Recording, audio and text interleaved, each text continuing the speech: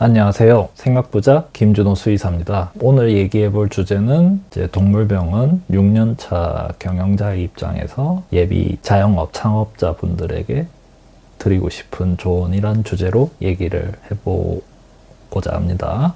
저는 지난 6년 동안 말 못하는 동물들을 치료하고 그보다 더 복잡한 사람들의 마음을 상대하면서 동물병원을 6년차 이제 운영해 오고 있는데요. 오늘은 제가 화려한 성공 스토리나 창업 기술을 말하려는 건 아니고요. 제가 6년 동안 직접 몸으로 부딪히며 깨달은 이제 자영업을 시작하기 전에 반드시 스스로에게 던져야 할 질문들에 대해서 편하게 얘기해 보도록 하겠습니다. 첫 번째 질문, 내가 일하고 싶을 때 일할 자유를 찾으러 나오시나요? 자영업은 내가 원하는 시간에 일할 수 있는 자유가 혹시 있다고 생각하시나요? 현실은 자는 시간 제외하면은 그냥 일하고 있는 상태라고 생각하시는 게 좋습니다. 직장인은 퇴근하면 이제 업무랑 분리가 될 수 있지만 자영업 사장은 이 사업장 문을 닫아도 머릿속에 업무 생각의 문은 닫히지 않습니다. 저 같은 경우에는 퇴근해도 예를 들어 내일 할 수술에 대한 이제 플랜을 생각하거나 내일 결제해야 될 대금 걱정 같은 거 계속 일 생각이 들어요. 집에 와서도. 자영업을 하면 내 시간을 내 마음대로 쓸 수 있다는 것은 좀 환상에 가깝습니다. 오히려 내 시간을 고객과 직원들에게 온전히 저당 잡히는 삶에 가깝죠. 이 아이러니한 구속된 자유를 견딜 준비를 단단히 하시고 뛰어드셔야 합니다. 다음 두 번째 질문. 기술자가 되고 싶으신가요? 경영자가 되고 싶으신가요? 이제 원장 수의사 입장에서 진료를 잘하는 것, 사업 아이템이죠. 그리고 병원을 운영하는 것, 이 사업체 경영은 완전히 다른 차원의 문제입니다. 저는 이제 봉직 수의사로 일할 때 원장이 돼도 진료 수술만 잘하면 되는 게 아닌가 이런 생각을 했었거든요. 근데 실제 개업하는 순간에 저는 수의사 말고도 마케터, 노무사, 회계사, 그리고 청소부가 되어야 한다는 걸 깨달았습니다. 여러분이 가진 사업 아이템은 사업의 전부가 아니고 그냥 핵심 구성 요소일 뿐입니다. 자영업 사장은 사업의 핵심 아이템에 대한 업무 이외에 잡무, A to Z, 예를 들어 고정비 관리, 고객 응대, 컴플레인 대응, 직원 관리, 재고 관리 이런 것들을 거의 8, 90% 이상 직접 해야 하는 것이 자영업의 본질이라는 걸 인지를 하셔야 됩니다. 다음 세 번째 질문. 사람에 대한 맷집이 있습니까? 저 기준으로는 가장 힘든 건 동물도 돈도 아니고 사람이었습니다. 영업 파트가 아니었던 회사원분들이 자영업을 창업하실 때 주의하셔야 될 거는 자영업자는 고객을 직접 대면하면서 오는 상상 이상의 상황을 극복하셔야 된다는 겁니다. 정말 나의 상식을 뛰어넘는 행동과 발언을 하는 고객분들이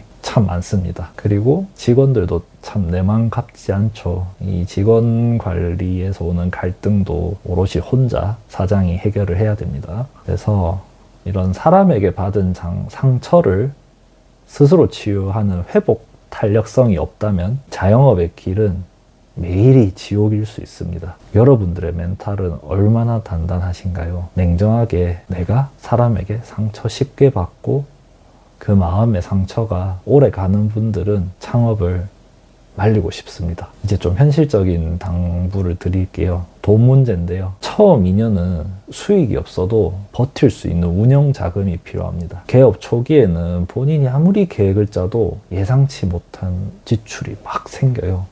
기계가 고장 난다든지 인테리어를 보수해야 될 상황이 온다. 비정기적인 지출이 생기고요. 그래서 이제 저 같은 경우에 처음 2년은 그냥 내가 가져가는 거는 없다라는 생각으로 이 여유 자금을 좀 마련해서 개업을 했거든요. 그리고 사업장에 드는 비용이 아닌 내 개인 지출은 이제 최대한 허리띠 졸라매서 줄였습니다. 그래서 처음 창업하시는 분들이 차리자마자 개업 빨로 잘 될 거라 생각하고 운영 여유 자금 없이 빠듯하게 오픈하시는 경우가 있는데 이런 경우에는 심적으로 굉장히 쫓길 수 있습니다. 그래서 꼭 2년 정도는 버틸 수 있는 운영 자금을 창업 예산에 꼭 넣으시길 바랍니다. 그래서 이런 어려운 점이 있는데도 불구하고 제가 자영업을 한번 도전해 보시라고 권유하는 이유는 자영업은 이 나라는 사람의 한계를 시험해 볼 수 있는 가장 정직한 무대라고 생각합니다. 이제 저의 예를 들자면은 제 손으로 직접 차린 내 동물병원에서 고객분들이 제 진료 서비스를 받고 행복해 하시고 이 반려동물도 잘 회복돼서 건강하게 집에 가는 걸 보면서 굉장히 성취감을 느낍니다. 이 희열은 사실 봉직 수의사 시절 때는 느끼기 힘든 감정인 것 같아요. 저랑 다른 분야인 이제 예비 자영업 창업자분들도 나중에 이제 창업을 하시고 누군가에게 월급을 받던 삶에서 내가 스스로 매출을 일으켜 보시면은 그 희열은 남다를 것이라고 봅니다. 저는 6년 전에 저랑 비교를 하면은 완전히 다른 사람이 된 것 같아요. 세상 보는 눈도 넓어졌고 책임감의 무게를 아는 사람이 된 것 같습니다. 이제 마지막 당부 말씀 하나 더 드릴게요. 준비된 시작은 무모함이 아니라 용기입니다. 자영업을 하기로 굳게 마음 먹으셨으면은 지금 다니던 직장을 퇴사하시고 1년 정도는 내가 하려는 사업 현장에서 가장 밑바닥 일부터 경험해 보시길 권하고 싶습니다. 사장은 내가 운영하는 사업체에서는 일거수일투족을 다 꿰고 있어야 된다고 생각해요. 제가 동물병원 처음 입사하고 나서 했던 게 입원잔 정리하는 법, 그리고 의료기구 소모품 위치 외우는 거, 사용법 아는 거랑 원내 소독하는 법과 청소하는 법, 그리고 강아지와 고양이 보정하는 방법 등을 먼저 익혔습니다. 그게 숙달이 되고 나서 본격적인 이제 진료 업무를 볼 수 있었고요. 그렇게 이제 경험을 쌓아서 제가 이제 원장이 되고 나니까 직원들에게 적재적소에 업무 지시가 된다는 걸 깨달았습니다. 그래서 저랑 다른 분야에도 자영업 창업하시는 분들 중에 일부 분들은 이런 밑바닥 경험 없이 프랜차이즈 이 가맹 교육만 받고 덜컥 그냥 사장으로 시작하시는 분들이 있는데, 이런 경우에는 이제 직원을 채용해서 써도 이 적절한 업무 지시가 잘 안 될 거라고 봐요.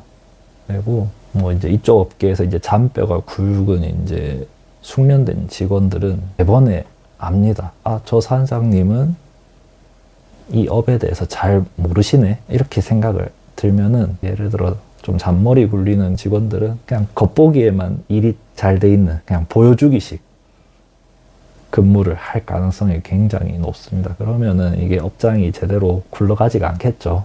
그래서 이상 이제 조언을 마치며, 제가 너무 뭐 자영업 창업에 대해서 힘든 점만 얘기한 것 같은데, 저는 지금 하고 있는 입장에서 이제 여러분의 도전을 응원하는 입장이고요.